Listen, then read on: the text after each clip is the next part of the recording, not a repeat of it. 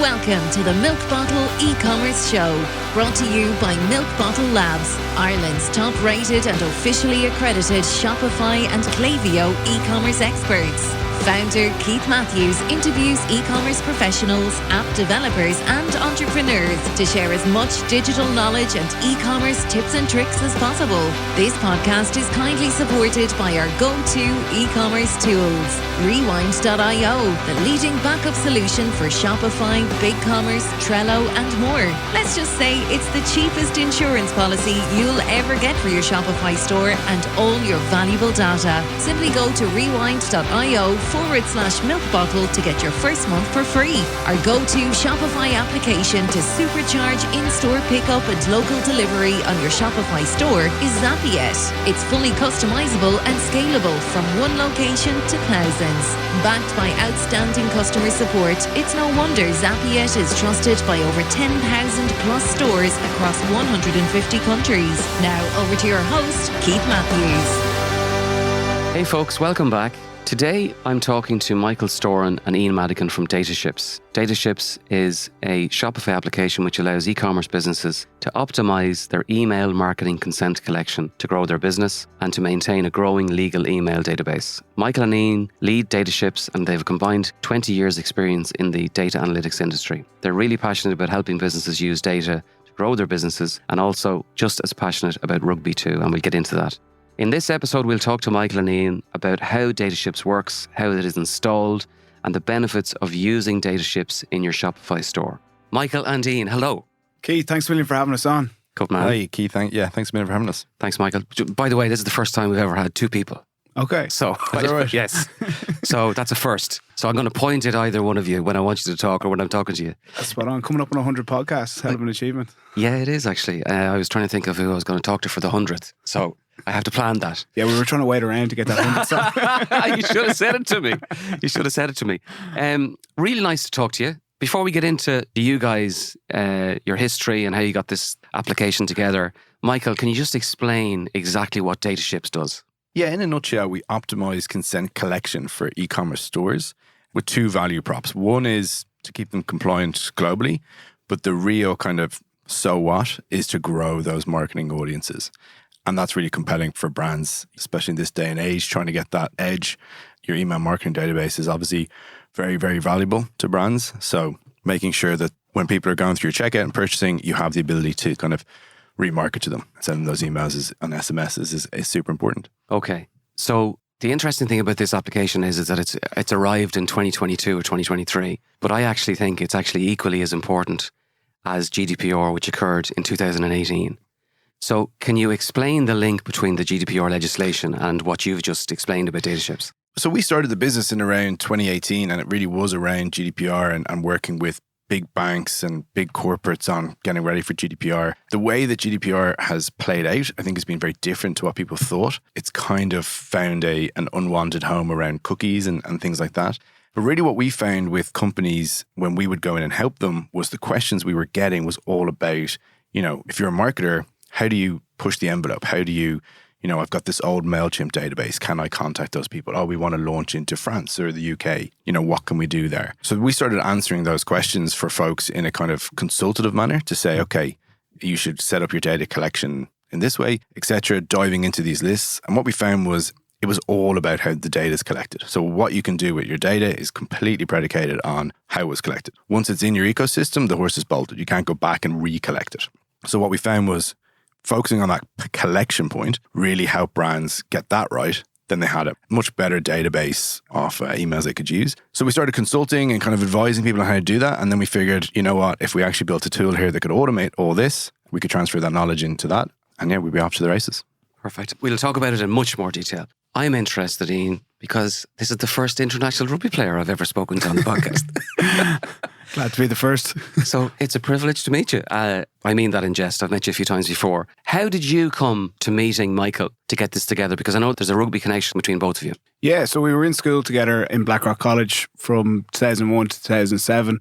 Good friends in school. And then afterwards, not that we went our different paths, but Michael was over studying in London after completing his degree in Trinity. And he approached me in 2015 with an idea of fantasy rugby, which was called Fantasy Rugger. So we built out the Very south side. very south side, absolutely. Yeah. Living the dream, playing for Leinster Rugby at the time. Yeah. So anyway, we built out the game and we'd very good success with it. Off the back of a kind of shoestring budget, we managed to get players to pick their teams and push it out on social media, and that got good reach. And we with over 100,000 people playing it at one stage, and did particularly well during the Six Nations. It was a nice format for it. And we were approached by Sky Sports New Zealand, who were looking to have more interaction on their platform, and our game was a good fit for them.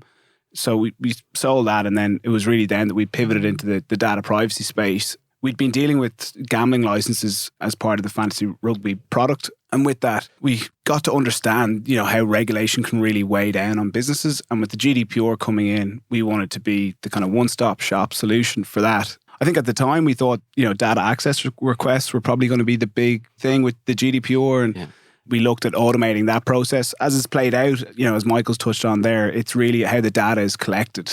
And, what excites me with data privacy is, using the data privacy laws to our clients' advantage and not having it hamstringing them. Yeah. No, I agree with you. I said this to you before I pressed record. I think there could be 12 or 13,000, maybe even more Shopify apps in the App Store. And Rewind, the podcast sponsor, is genuinely, Mike Potter's app is the only app that we put into every store. And I actually foresee us at least presenting this to every store that we engage with. I mean, it's really, really important. I've never seen an app to create a commercial connection with GDPR in a positive light. Is that's one way of describing it, Michael, absolutely, isn't it? Absolutely, yeah. And that's very kind of you to get that feedback. Yeah, I mean, GDPR became this kind of bad word almost that people would hear and they just wanted to have nothing to do with it. And it's a bit of a black box. A lot of brands think we're not going to be affected by that. And really what we're showing is just park all that kind of negative connotation that you have with it, and we'll actually show you if you're clever about it and you collect data in different ways in the UK, in Ireland, the US, wherever it might be. They're all different rules. You can actually be clever about it. You can optimize it in the same way that brands are trying to optimize their CPA, or they're trying to optimize, other parts of their store. It's the same thing. You can optimize this really, really well. And yeah, it's been really important for us to show people and ram it down their throats that it's revenue additive, because obviously up against this kind of, GDPR, cookies, boring, so that's been really important. And it's nice that it's true, right? We pull the average order value from Klaviyo and we can show people, the revenue we're adding. So absolutely. For our international listeners, GDPR refers to General Data Protection Legislation, which was issued across the EU. I think it was in April of 2018, just to make sure everybody understands what we're talking about. You made an interesting point that people thought there was going to be a series of fines associated with. I mean, I think it took them 7 or 8 years to fine the big corporations. So I still think that might come someday, though, when everything dies down. It might not be for 10 years. Yeah, it was a bit like the Y2K bug that everyone thought that it was. But you actually do see a lot of fines, and they're probably ones that don't hit the news. And especially in the UK, there's a lot of fines around unsolicited marketing. So nuisance SMS campaigns, nuisance email campaigns. There's a website you can go to, GDPR Enforcer, and it's actually quite interesting. It's actually smaller businesses like a pizza shop that are getting, $3,000, $5,000, $15,000, $25,000 euro fines, whatever it might be. So they do exist. Yeah, I think for us, like, a key point is we don't want to be, scaremongering people into thinking, you've the risk of getting fines or reputational damage. That is there. And we've seen it happen with some of the bigger brands like Facebook and Marriott. But for us, it's really around, adding value. So the key for us is when you look at the GDPR in Europe versus that in the States, you don't want to give someone the opportunity to opt out of email marketing in the States when you only have to present the privacy policy at the point of checkout. Yeah. So it's kind of educating them on how you can use the different data privacy laws around the world to their advantage. Yeah. So let's dig in deeper and just get the skinny on exactly how it works. By the way, I believe that what you're doing is solving what I call a Shopify platform gap. Like everybody talks about Shopify. At the end of the day, it's a platform. It's not perfect. It's not, there's no such thing, but we refer to it as a platform gap. So Michael, I'm a customer. I'm in business 10 years and I'm doing a nice revenue, $750,000 a year. And I've got a nice database. I've got Klaviyo running. Klaviyo's driving 20% of my business. And then you guys arrive.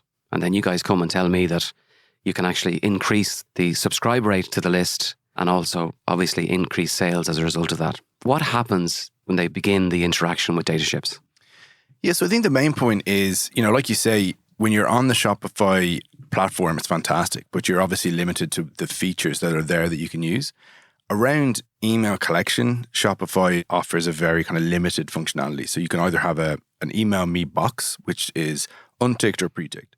So if it's unticked, you're asking people to tick it so that you can email them. Now, in Ireland and the UK, for instance, and a lot of countries in Europe, you can leverage what's called soft opt-in. So you don't need someone's explicit consent to email them if you're collecting their data in the course of a purchase, but you have to give them the opportunity to opt out. You have to do what's called a legitimate interest assessment and a few other kind of core data privacy things we're doing in the background. But by using that soft opt-out, you're going to increase your, we call it the marketable rate, so the people going through your checkout. Prior to us, it would be about 25%, 1 in 4, 1 in 5 people who are purchasing ending up in an email list. Post us, it's 80, 90%. So what we do is we geolocate how you're collecting data. So if it's in Germany, it's double opt-in, we'll surface a double opt-in. If it's the US, like Ian says, it'll be a different data collection mechanism. So it's interesting you frame it as a gap because, what we're doing is we're saying this is functionality that doesn't exist on Shopify, but by doing it this way, very quickly we're able to show, okay, from your database of 10,000 people, prior to us 2,000 would end up in Klaviyo, post us it's going to be 8,000 people. We actually pull the average order value from Klaviyo, and that's how we arrive at that figure. We're able to say we've added an extra, whatever it might be in revenue. So Ian, it's very easy to install as a code snippet. So what's the experience? Where does that tick box appear for the customer? Yeah, so what we've actually done on the Shopify store is we've removed the box below where you enter your email. So it's either, email me with news and offers, you'd see an untick box, or some companies will use a pre-tick box. We've removed that, and where our widget sits is on the thank you page. So as Michael touched on there, if you were purchasing from Ireland, the UK or France, you'd be presented with the opportunity to opt out of email marketing on the thank you page. If it was someone purchasing from the States, they'd be presented with a link to the privacy policy. Again, they would be automatically opted in for email marketing. And then, you've got stricter countries like Germany, for example, is double opt-in. So you'd have to tick the box to opt in for email marketing, and then you'd be sent a follow-up email to effectively double opt-in. The important thing here as well is that you're integrated with Klaviyo. Okay, so it's a seamless process. Your app creates another list in Klaviyo, isn't it? So that people can actually see the amount of new subscribers they have. Is that correct? Yeah, exactly. So Klaviyo, again, much like Shopify, absolutely fantastic tool. And we are actually approached by Klaviyo last week saying, hey, we actually see this problem. A lot of our users are having it because they're at the mercy of how Shopify collect the data, right? So they're saying a lot of our merchants are ending up not being able to change how data is collected by different countries. So what we do is we build on top of, in each profile in Klaviyo, we'll add in a Dataships compliance status, which actually breaks out whether they're marketable by different channels. And also there's some instances, if you have a pre-ticked on Shopify, for instance, it's actually non-compliant, but that will flow through to Klaviyo's consent. We see a lot of problems with that, where someone sends an email, they think they have consent, they don't. But yeah, we've spent a lot of time really understanding how email marketers and merchants and are using Klaviyo, and we'll build really, like you say, a single opt-in and a double opt-in list. But however they're using Klaviyo, we seamlessly integrate with that, so it doesn't interrupt or change in any way how that marketer is using Klaviyo. We're just building those lists into their segments, into their lists, etc., for how they're using it. Okay, let's just take 1 second and we listen to our sponsors. Rewind.io is the leading data backup solution for your Shopify store. Did you know that there is no way of recovering lost data in Shopify? If your store is gaining traction, you may have multiple staff or third-party developers entering your store. Mistakes can happen and data can be easily deleted. Rewind.io puts you in control of your data, allowing you to restore anything accidentally lost from a single image to an entire store. It acts as a pretty cheap insurance policy for your Shopify account. At Milk Bottle, we help clients reduce their business risk by installing Rewind in every single store before we make any changes. Get your first month for free by simply replying to your sign-up email. So, Ian, in terms of success stories, I've seen the effect that the application can have for customers pretty quickly. I actually believe you're kind of outsourcing GDPR to a piece of software, which I think is very, very unique. In terms of your customer base, is there any that you can mention that have seen an instantaneous or pretty dramatic rise in sales as a result of Dataships increasing the addressable database? Yeah, well, I think two of the success stories, one of which has been a client of ours since we started, very much as a data privacy company, and then evolved really into optimizing the checkout, was Sculpted by Amy. And I think her pre-opt-in rate, Mike, was around 25%, and we've grown that to 88%. Dealing with Kevin, who manages a large part of their marketing and email marketing, he's seen a real uplift in the revenue as a result of those extra contacts in their email marketing CRM. And then one closer to home for me up in Belfast is the Essence Vault, who do an incredible trade. And again, they had, a relatively low opt-in rate, and we've been able to grow that substantially. And, I think they do north of 50,000 orders a month. So, being able to get as many of those orders and customers opted in for email marketing is seeing a huge uplift in revenue for them. So just to be very clear then, I know the answer to this, but I'll ask you, Michael.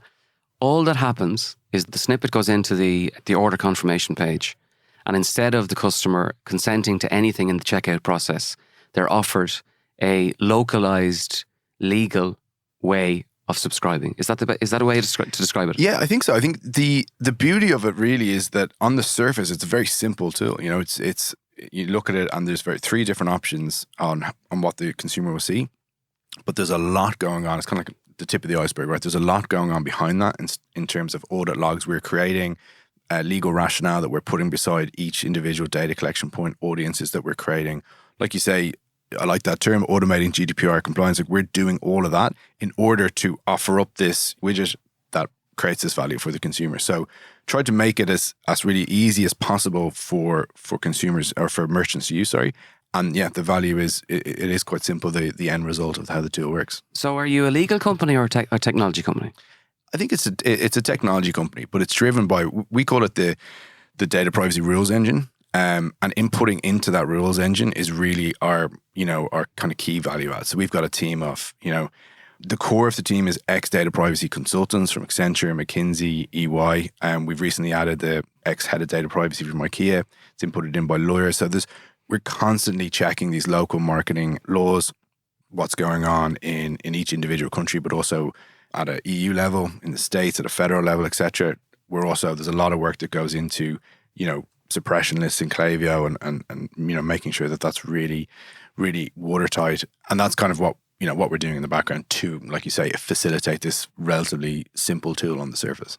So Ian, if I'm using your application and then I get a letter from the Data Protection Commissioner, is there a report or a snapshot or something that I can pull from your application to say, well, in actual fact, this is the history? Or is that nothing to do with you guys? Yeah, no, it is. And that's why we've got the robust audit logs. And, it's a brilliant question. And we've had some clients come to us recently who've, been using pre-tick box, for example, in the UK, and they're delighted with the opt-in that they're getting, but it's non-compliant. And then, some of the customers are coming to us, they're in the process of getting acquired and they could have, 100,000 or 200,000 emails in their list. And there's a value on them. There could be €5 per email or, even, €50 per email. It goes all the way up. And that could be 1 million, 5 million. But obviously the acquirer is going to look into how those emails were collected. And, it's been a tough part of our job having to, unfortunately, give the bad news that it hasn't been collected compliantly and that they can't stand over that data. Yeah. Now, what we can do is we can come in at that point and from day zero of Dataships, we will help cleanse that list. So every customer who purchases from that point on, we will give a status of marketable or non-marketable. Yeah. On the audit logs, Mike will be better versed than me. Well, we spend a lot of time engaging with the DPC here in Ireland and the ICO over in the UK. I'm based in San Francisco, so similar bodies over there. But we will spend a lot of time where, somebody will, like you say, send a complaint into a merchant to say, why did I receive this email? Why did I receive this text? Whatever it might be. Merchant comes to us, there's always a bit of panic. They get a letter from the DPC or the ICO and we're able to engage and say, well, look, this is what happened. This is why. And you get a lot of ambulance chasers, especially in the States. You get a lot of people looking to, in the States, it's like $750 per violation. So you get a lot of people saying, I shouldn't have got this SMS. And then we are saying, well, this is your audit log, and gets rid of them pretty quickly. But does that not make your business expensive to run in the future if you've got a customer service team that are going to have to be legally qualified? If you look at the future of it. I don't think so. That's the beauty of tech, right? That we were able to put in these rules that are really scalable. Yeah, okay. And then these audit logs are created automatically for every single. There's timestamps, what the language was there. Myself and Ian are probably the ones talking to clients the most, trying to push the envelope on, features, etc. But they're really fastidious, the product team, and what actually goes into creating these. So that's really, really important. Obviously, having that legal data privacy, having that really, really watertight, but the tech side of it really allows it to scale. Okay. the one of the things that we focus on in Milk Bottle is average order value and customer return rate. And I just personally think that there's an obsession with conversion rate, which is important, but it's not the be all and the end all. If your average order value is going up and your return customer rate is going up, well, then you're recruiting new customers cheaper and you're making more money. Yeah. Okay, but people still, for some reason, focus on the conversion rate. Is it correct to say that if I put Dataships to Ian, I'll give this question to you, Ian. Is it correct to say that if I put Dataships in and I've got like 100,000 subscribers, that eventually the higher my customer return rate is, let's say it's up at 80%. Well, 80% of those people are going to purchase again in the next 12 months. So in actual fact, you're flushing out your list. Is that the right way to describe it? Once they come back? It's more around, customers that haven't previously opted in. Or new customers that rather are than customers that have purchased. Yeah, if you've subscribed already, you have them captured. It's new customers coming to your site or customers that haven't previously opted in. And what we're finding is if there was, let's say, 100,000 new customers over the course of a year, we generally see that maybe 25,000 of those would be opted in for email marketing. With the Dataships app, it would grow to maybe 80,000. Okay. Yeah, singing from the same hymn sheet. I mean, we're the same where we're saying, you're spending all this money on, how much money are people spending on Facebook, etc., trying to get new customers. We're saying, what about the customer that's already bought from you? And if you're only, if only 25% of those are ending up on an email list, you're missing you're missing out there. So bringing that to 80%, we're saying, well, they're the people who are most likely to purchase from you again, right? And we use the average order value as well to calculate that. So yeah, absolutely, very, very important. In terms of your future plans, I mean, you've mentioned tech and you've mentioned GDPR, and you guys, especially you, Ian, you're interacting with customers all of the time. Do you have any future plans for the app? Any changes? Anything interesting you could mention? Yeah, I think what we've seen in email is kind of true in different channels, right? So what we kind of see ourselves as ultimately is the kind of source of truth for your marketing audiences, especially your first party marketing audiences, across different channels. And in each channel there's opportunity for it to A, tidy up the compliance side of things, make sure that's really watertight, but B, to kind of identify these opportunities for growth. So next for us, it's launching SMS as a channel, which is, again, I'm in the States, so that's obviously huge over there. There's, whether that takes off in the same way in Europe is kind of, unknown, but it's really important that if you do want to do SMS in the future, to make sure that you're compliantly collecting it now. And that, Ian touched on that point as well about future-proofing your audiences. So, don't turn around in 6 months and go, I want to start email or direct mail. Suddenly look at your database and say, I actually can't. I can't SMS any of those people. So yeah. So SMS is kind of next up, and then social media audiences, like creating custom audiences. There's a lot of room for improving on how that's being done. Is that because the legislation is changing, or is that because, like the Facebook marketing platform has been a disaster since it was launched? It's like something that was just a side project. The amount of people that can't even log into their business account is just, it's absolutely bonkers. Yeah. There's so many people get stressed out, and then they get disconnected, and then all of a sudden they've lost their addressable audience for Instagram advertising and stuff like that. But is that the kind of thing you could fix? Absolutely, yeah. And I think it's part of this movement away from this third-party data of we're going to try and, people who like red t-shirts online. Just explain what third-party data is. So third-party data, first-party data is data that you've collected on somebody, whereas third-party data is you're leveraging a third party to access their data, right? So you're saying, I would like to market to people who like red t-shirts between the age of 18 and 25 who live in Ireland. That's, Facebook's data, and you're tapping into that as a third party. Whereas when you think about first party, again, I love your point on AOV and retention, because what we're saying is we will be the source of truth on your first party data. These are the people that have purchased from you, and these are the people that you should be engaging with and re-engaging and building that audience, and then using that audience across different channels and really, really engaging in that. And I think that's the way that the world is going. The third party really, obviously ballooned, and then these legislations are kind of reeling it in. But also from a consumer perspective, I think people are, feeling that's a little bit creepy that I'm getting so targeted. And people actually, I'm a Villa fan. I love Aston Villa. So I want to hear from them. You've just admitted that on the podcast. How are you guys friends? Please tell me you're not a Villa fan. No, I'm not a Villa fan. Gosh, please. Had I known that, I wouldn't have brought you in here. But yeah, like Anyway, moving on. I want to hear from them. You know, I want to, when the new kit's launched or there's an opportunity to get a ticket. You know, I want to, and I might say I actually like getting an SMS. So a lot of that is like, how do you meet your consumer where they want to be, where they want to be met, and making sure that you're allowed. You know, that you're not tripping yourself up. So there's kind of an endless list of potential things that you could do with Dataships. Yeah, and like you say, like that, like when we were running Fancy Rugger, we were the same, right? We had an email list in MailChimp, and then we had, we were doing our Facebook audience based on a custom audience that I'd uploaded as a CSV. You know, that was that the right CSV? Where's the one I had last week? So there's a huge amount of opportunity to really consolidate that in one place. And now there are CDPs or customer data platforms that exist, but really what we're saying is from a compliance perspective, having that source of truth on who you can email, who you can SMS, and then also if people want to move platform, or if they want to go from Klaviyo to whatever it might be to Sendinblue or whatever, you know, that they're able to say, this is these are my people. They're not stuck in Klaviyo, or they're not all over the place. Yeah. In fairness, when you migrate from MailChimp into Klaviyo, the data that's carried across is brilliant. Like the integration is fantastic. MailChimp should probably stop that. Well, I've often thought that they should, but I would say legally they can't, you know. Ian, you made a point earlier on about the health of your email database and the value of the company. In your experience with Dataships, does that happen often? Would it be right to say that there is mature companies out there that still in 2023 don't have a full oversight of where their original lists came from? Yeah, certainly. And that was a big reason why we pivoted away from data privacy. We kept getting asked these questions around emails, you know, and Michael touched on it earlier. You know, I own this previous business. I'm now setting up a new business. Can I transfer the emails from the old business to the new business? And it's questions like that we get asked. And, you know, the reality is with a lot of Shopify stores, the goal is to grow it and to get acquired. Yeah. You know, I'm not saying it's everyone, it's for everyone, but it is a big part of the Shopify ecosystem that is the goal for a lot of the stores.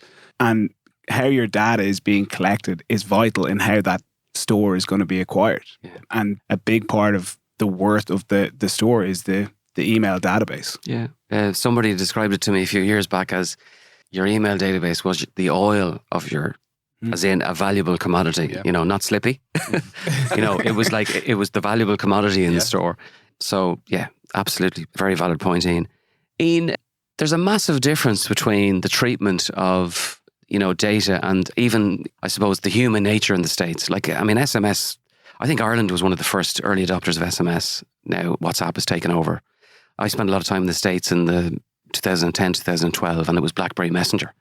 You know, like, and then that's gone, and now the iPhone took over the BlackBerry. But in terms of people's attitudes towards email versus SMS, what's it like in the States? Yeah, like you look at email in the States, and you know you'll hear phrases like the Wild Wild West banded around. Now that's not necessarily true. You still have to follow the rules, and that's why you say you still have to present the privacy policy as the person's coming through the checkout. There is a certain setup that has to be followed. But if you look at SMS, interestingly, the States is far stricter than Europe, the UK.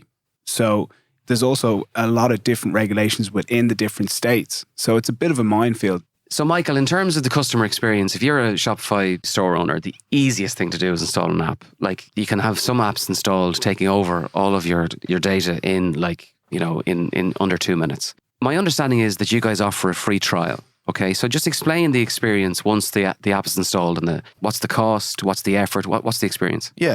Yeah, like you say, we're in the Shopify App Store. It takes about 4 minutes to install the app. There's a few instructions there, and you pop in your Klaviyo API key. And we offer a free trial because what we're really keen to kind of prove to merchants is, to practice what we preach and walk the walk and say we will be additive to revenue. So there's a nice dashboard where they can see we pull from Shopify, okay, your conversion rate before using our app. So on average, it's about 25%. So we'll show them, okay, 25% before us, we've increased it to 80%.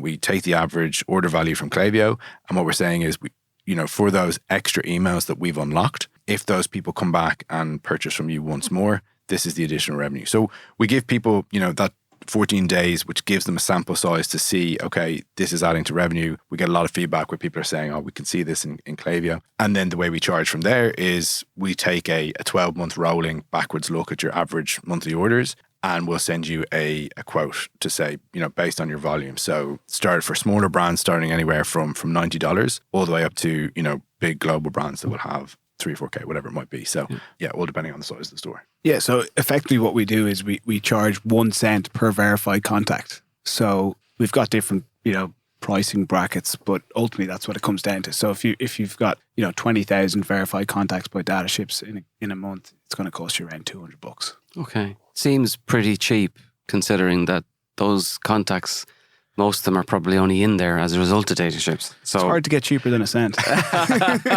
It sounds like we're talking about SMS. Remember back in the SMS days, it used to be 4 to 7 cents to send a wholesale SMS.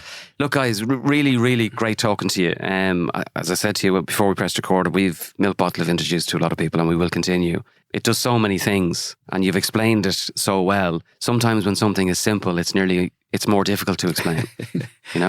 It can be, and we've been on a journey ourselves from starting off with GDPR and having what we called like a defensive approach, and we've gone to great lengths to really find what the actual problem people had around data privacy, and then solving it in a way that makes people's lives easier, but helps them achieve their goals. It's a very tough business to be in e-commerce. The margins are often very tight, and we wanted to make sure that we are adding to revenue and we're not just adjusting in case something happens. Perfect, guys. Thanks for your time. Thanks a million for having us. Thanks for listening. All of our episodes are available on Spotify, iTunes, and Google Podcasts. A special note of appreciation goes to our sponsors, Rewind.io, the leading backup solution for Shopify store owners. Get your first month of Rewind for free by simply responding to any welcome email once you sign up for your free trial on Rewind.io. If you're a Shopify user with an exciting story to tell, reach out to the team on podcast@milkbottlelabs.com. Until the next time, take care.